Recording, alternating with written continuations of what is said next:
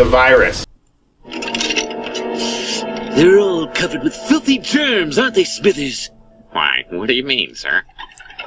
Freemasons run the country! Not only this country, but the entire world. It's a big club, and you ain't in it.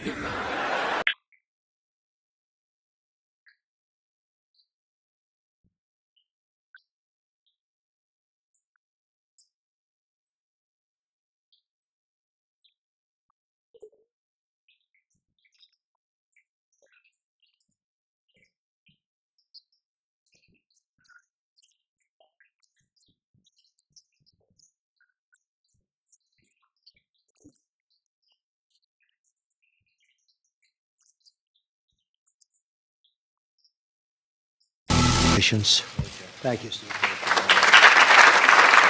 I, Stephen Mnuchin, do solemnly swear. I, Stephen Mnuchin, do solemnly swear. Now Mnuchin will head the Treasury Department with his signature on every American bill. Have you been working on your signature for the I have indeed. I have indeed. So I've been practicing it, so it'll be nice and neat on the money. Mnuchin's career has also been dotted with controversy. He profited from the housing meltdown. His father worked at Goldman Sachs, and Steve followed him to the firm. Mnuchin donated to both parties over the years, including Hillary Clinton's presidential campaign in 2008. You were both in Skull and Bones, the secret society. It's so secret we can't talk about it. What does that mean for America? The conspiracy theorists are going to go wild. I'm sure they are. I don't know. I haven't seen the web. Number 322? You both were members of Skull and Bones, a secret society at Yale. What does that tell us? Not much, because it's a secret. Is there a secret handshake? Is there a secret code? I wish there were something secret I could manifest. 322, a secret number? There are all kinds of secrets, Tim, but one thing is not a secret. I disagree with this president's direction that he's taking the country. We can do a better job, and I intend to do it. And we'll be watching. Be safe on the campaign trail. John Kerry, thanks for joining us. They both belong to a group called Skull and Bones. The Yale University Secret Society Skull and Bones, better known to you as President George Bush. Now, for the first time in the history of that Yale club, two of its former members will go head-to-head for the presidency. You may think that George W. Bush and John Kerry have little in common, but both men count themselves as members of Skull and Bones, Yale University's oldest and some say most elite secret society. Skull and Bones dates to 1832. It was, in fact, a reaction to a secret society. The Masons, founder William Huntington Russell, thought of his little conclave as sort of anti-Masons, and as a home for the wealthy and the powerful and the people who would do anything for another Bonesman. Each year, 15 Yale undergraduate seniors are tapped for membership, initiated in controversial, murky fashion dramatized here in the movie The Skull. Skull above any other. Say, skull above any other. Fashion satirized here in The Simpsons. Who gets Atlantis off the maps? Who keeps the Martians on their wraps? We do. Members of Skull and Bones, that is, not of the Stonecutters, gather on High Street in the Yale campus at The Tomb. New members, the neophytes, are expected to do things like lie in coffins and wrestle in mud and kiss a skull and confess their sexual histories in front of the group to bond themselves together further still, and presumably just for a few laughs. Once you're in, you're in. Skull and Bones is for life. Talking about Skull and Bones is for others. And there are a lot of Bonesmen who did not talk, but did succeed. Henry Luce, who created Time Magazine and all its cousins. Harold Stanley, founder of Morgantown. Henry Louis Stimson, the Secretary of War under FDR and Truman. William F. Buckley. Averill Harriman, longtime governor of New York. And then there are the presidents. William Howard Taft, whose father Alfonso had helped found the group, and whose son Robert was a senator. George Herbert Walker Bush, whose father Prescott was a Bonesman and a senator. The current President Bush, although his kid at Yale has not been tapped for Skull and Bones, even though they do admit women now. His child is not Skull and Bones. His opponent is John Kerry, Bonesman, class of 66. But if this needs to be weirder for you, try this. His wife, Teresa's first husband, the late senator from Pennsylvania, John Heinz, his father was Skull and Bones. So we have an all-secret society presidential election. Not that either of them are talking about it. The initiation rituals of a secret society that's been around since 1832. Whose members have gone on to be leaders of Wall Street and the White House, the Senate and the Supreme Court. They're sort of trying to scare the initiates, make them, disorient them, frighten them. New York Observer investigative reporter Ron Rosenbaum accompanied a team of Yale students who shot these pictures 9 days ago. Rosenbaum's curiosity about Skull and Bones was permanently piqued when, as a classmate of George W. Bush, he lived right next to the Tomb, the group's heavily fortified home. From their perch, Rosenbaum and his cohorts taped the Tomb's courtyard. What they captured, they say, was initiates, known as neophytes, being forced to kiss a skull, then members performing a mock killing. It may look like your average fraternity nonsense, but Rosenbaum says it's not. Even though it may seem silly to us, it seems to mean something to them, and you can't argue with the success of Skull and Bones. Does it still exist?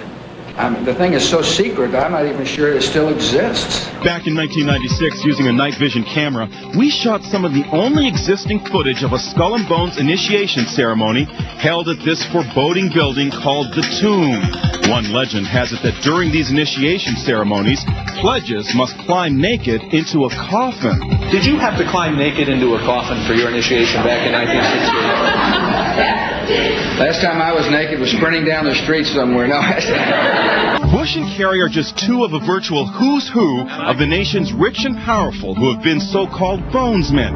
Yet Skull and Bones remain shrouded in secrecy. You'd see dozens of skulls, skeletons, art celebrating death, war memorabilia, and several allegedly stolen items that bonesmen supposedly were supposed to take as gifts to the society's goddess. Still, Rosenbaum says the tape is a valuable artifact, an extremely rare view into the secret society that groomed the American ruling class for generations. The devil is in the details when we run the numbers. That's what your message is to the Iraqi people who are wondering. You're free, and freedom is beautiful. And, it'll take time to restore chaos and order, but order out of chaos, but we will. Yeah, John. Sir, given the success of America.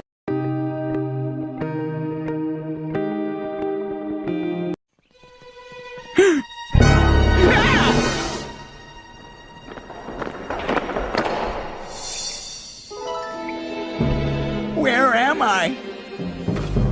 Grandpa? What are you doing here? Chris, welcome to the Skull and Bones Society. This is where the most powerful men in the world are groomed for their futures. Every president, every CEO, every douchebag named Ryan Seacrest. The Skull and Bones Society has been a part of my family for decades, and we want you to become a member. Really? Wow, cool! Excellent. You get your own stock portfolio, a percentage of the 9/11 Victims Fund. Coat of arms of Donald Trump. There we have the double-headed eagle representing his Scottish Germanic heritage.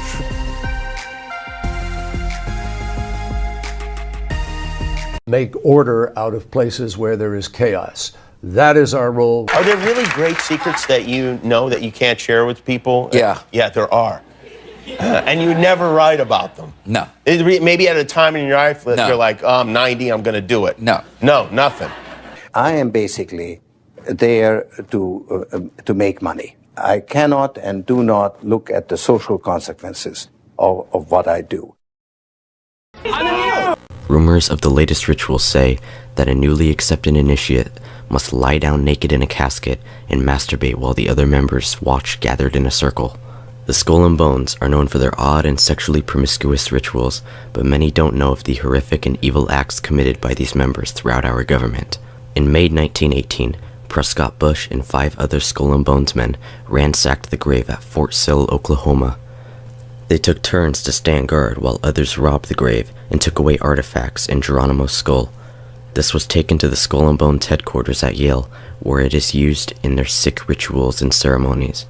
This horrible story is told in an international history of the Skull and Bones Society and was quoted to Ned Anderson, the tribal chairman of the San Carlos Apache tribe, when he was negotiating to have Geronimo's remains returned to the tribe's custody.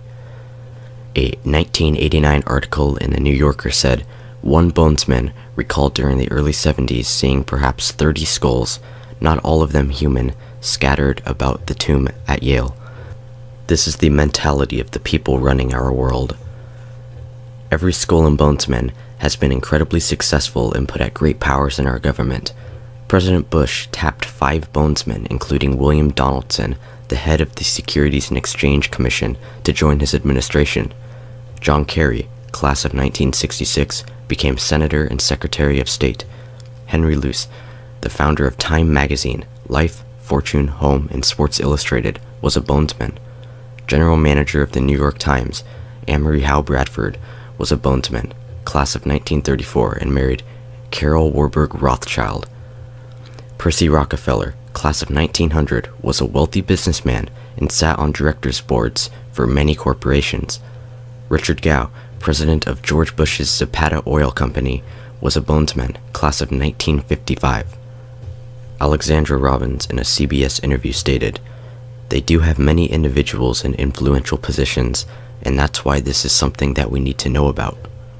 The Skull and Bones, being interleaked with many government branches, is also connected to the CIA. Many powerful bonesmen in our government were very much involved in the CIA. The Central Intelligence Agency is widely known for its shadowy acts and strange positions it holds in government power.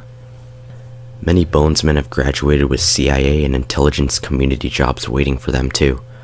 F. Truby Davison, Howard Weaver, William Sloane Coffin Jr., V. Van Dyne, James Buckley, Bill Buckley, Hugh Cunningham, Hugh Wilson, Reuben Holden, Charles R. Walker, Robert D. French, Archibald MacLeish, Dino Pionzio, William and McGeorge Bundy, Richard Moore, and George Bush are all bonesmen with U.S. intelligence agency jobs. The Skull and Bones Society, along with the Bush family, put illegal drugs such as heroin and cocaine on the streets of the U.S. and the rest of the world. The Illuminati families in America and Britain launched an international drug trade and still maintain it today. Through their power in government agencies, they wipe out opposition, and this is exactly what you see when you watch a big drug bust on the news. Controlling the drug trade is a huge step to gaining financial power, and is also a key factor in keeping parts of the world poor, unhealthy, and in poverty. The Skull and Bones Society has branches of power throughout the government, and Bushes were just one of the biggest families to be involved in the drug trade. The Skull and Bones Society is owned by the Russell Trust, an organization controlled by the Russells, a drug-running bloodline family. They flew the Skull and Bones flag on their ships as they transported drugs from the British Empire, from Turkey to China, and elsewhere during the Opium Wars of the 19th century. The Skull and Bones is an ancient Illuminati symbol used in its sacrificial rituals and secret language, not least by the Knights Templar. The Skull and Bones is a very well-hidden secret society that has infiltrated many positions of power in the U.S. government. One of their greatest methods of manipulation is the bipartisan Republican-Democrat system, in which they present two political figures from two different parties, and the American people have an election where they vote for which candidate they like more. This is clearly giving the illusion of choice to the population. They control both parties. They control the entire system. Yet I am supposed to believe that just by voting for one of their controlled puppets, that somehow everything is going to change? What are the chances that out of 300 million people, the two elected candidates would be related and both members of the same secret society? This is not a coincidence.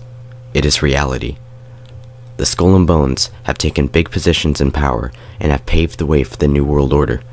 They control both parties of the political system and have members in different sections of the government. In a 1992 interview with reporter Sarah McClendon, George H.W. Bush stated, "If the American people ever find out what we, the Bushes, have done, they would chase us down the street and lynch us." Simply put, this country and this world benefit from your commitment to Jesuit principles, to being men. As a graduate of another great Jesuit institution, Xavier University, I have great affection for the value and purpose of a Jesuit education. All the actors were high Masons. If you take those early actors, Frank Sinatra, all of those that were involved in those movies, John Wayne, they were all 33-degree Freemasons. And if you follow it down through the line to this very day, most of the actors, I would say the great majority, if not all, of the major actors are all high Masons. All the singers, all of them. Were I a Jew, I would be a Zionist. And my father pointed out to me, I did not need to be a Jew to be a Zionist, for I am.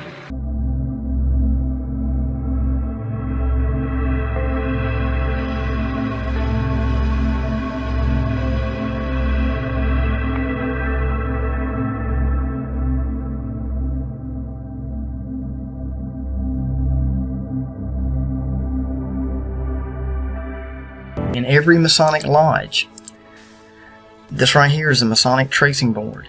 It is in every Masonic lodge, some form or fashion. They have a picture of this. Notice that at the top is east, not north.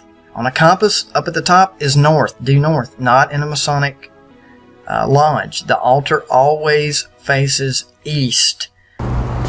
So there's 3 with 1 missing, it looks like. Is this the I don't know exactly. north, south, west, and the east is missing, or? No, that would be the east. That would be the east? Because that's north. Right. Right. I don't know why that is missing, actually. I asked him why there were only 3 lights at the altar, and he said he wasn't too sure why, but there are 3 because 1 represents the east, 1 represents the west, 1 represents the south, but in Masonry, the north is the place of darkness. And of course, according to the Bible tells us that the north is where God resides. God is from the north, the Creator is from the north.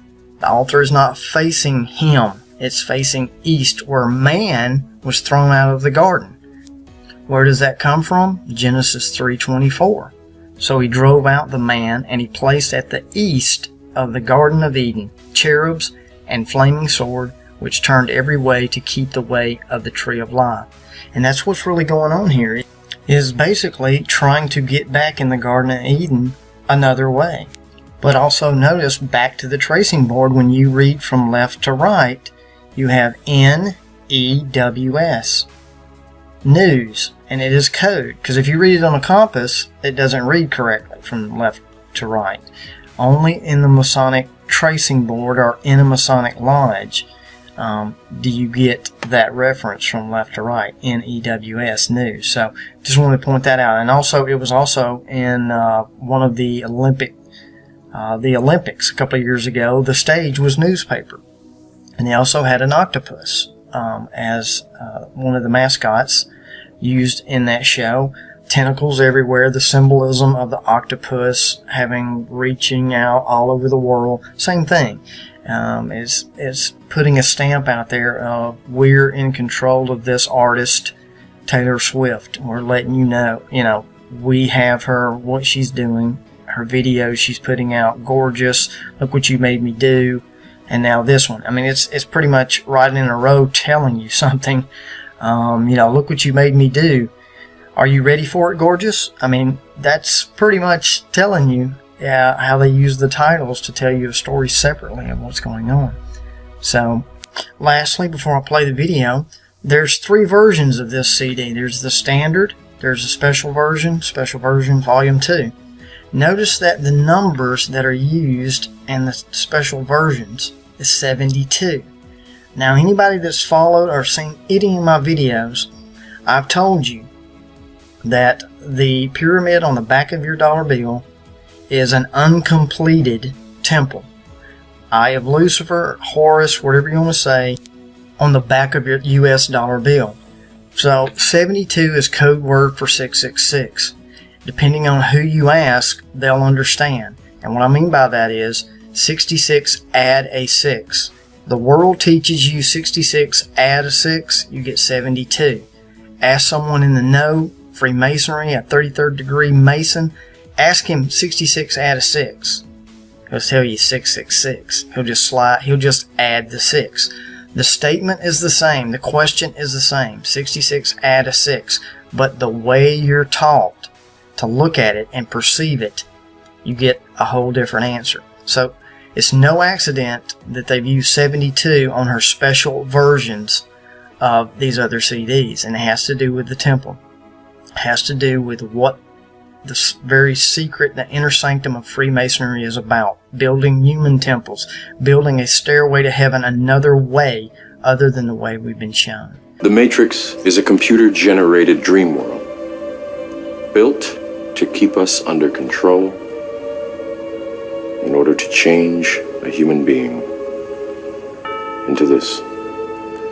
The gains have been substantial, both for ourselves and for you, the human power elite. You have given us entree to the resources we need in our ongoing quest for multidimensional expansion. You still don't get it, do you, boys? There ain't no countries anymore. No more good guys. They're running the whole show. They own everything. He's a tall, Caucasian male, doesn't appear armed, wearing sunglasses.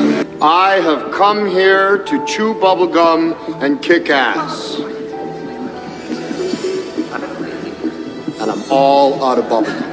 All around you. You just got to look for it. And they're telling you. And this is a perfect example. Remember the perfume commercial a couple of years ago with Julia Roberts. Notice she's walking into the room. She's in white. Everybody else is in black. There you go, the Masonic black and white. Everybody's connected from above. That's what the Freemasons are above. They want to disconnect from the Creator. They want to do it their way. They don't want to answer to a Creator. They want to break free. There you go, breaking free from that. And they want to, look, she's going up the stairs. She's ascending another way. She does not want to be like the rest of everybody else. That's what you just saw in a little quick perfume commercial right in front of your eyes that most don't see. So, remember what I told you in the garden. They believe Lucifer freed them from the evil Creator that is controlling us from above, and they want to break free. So, I hope you enjoy this video remix. It's a lot of little information, quick information in here that I remixed it for you. I hope you enjoy it. I hope you share it for those out there that are still asleep. They don't get it. People are just, they're looking at other things and being distracted. But this is really the one game. And you better be ready for it. No pun intended. You can't play God without being acquainted with the devil. The problem, Bernard, is that what you and I do is so complicated. We practice witchcraft. We speak the right words, and we create life itself out of chaos. Are you ready for it? Are you ready for it?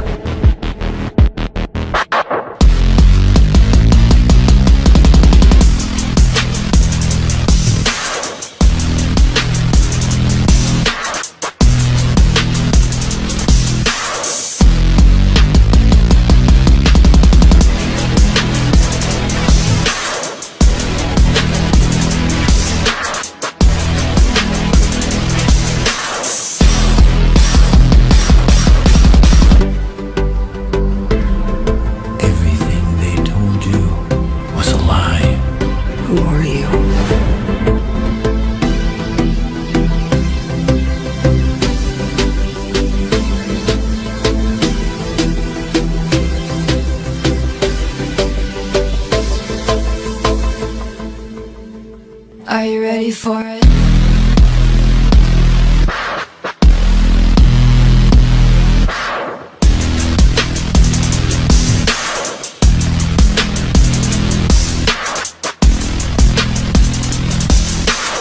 And we create life itself out of chaos.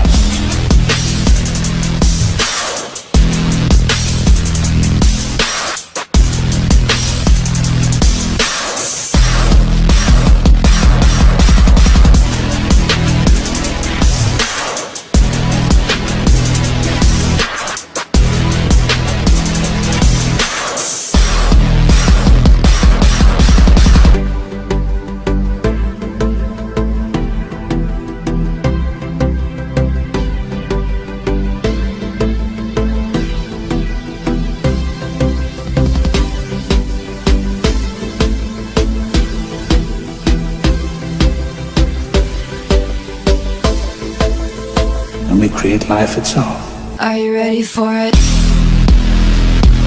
out of chaos. Are you ready for it?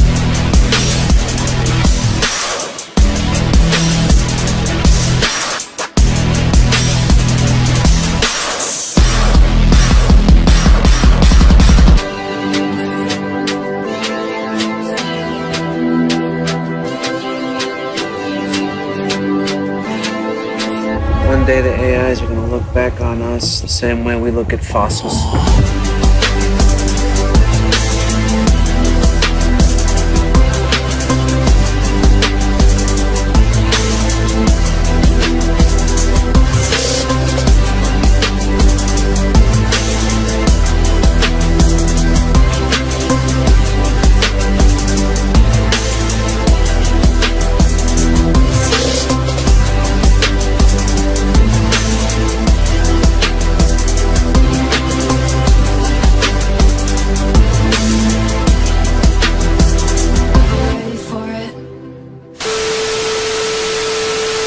One day the AIs are gonna look back on us the same way we look at fossils.